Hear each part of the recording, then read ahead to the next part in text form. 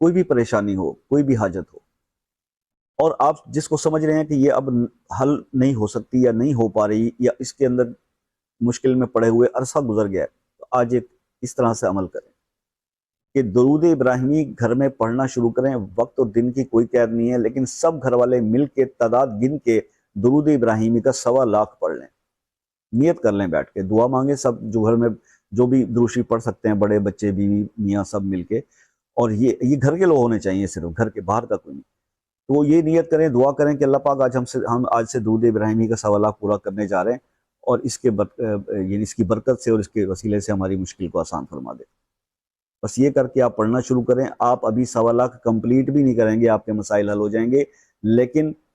جیسے ہی آپ اس کو یہ پھر بیچ میں نہیں چھوڑنا، اس کو پورا کرنا ہے اور اس کا 1.25 نکالنا ہے۔ اور اگر آپ کو اس کا جو ہے وہ جو اس کے فیوز و برکات ملنے ہیں نا، وہ اس قدر زیادہ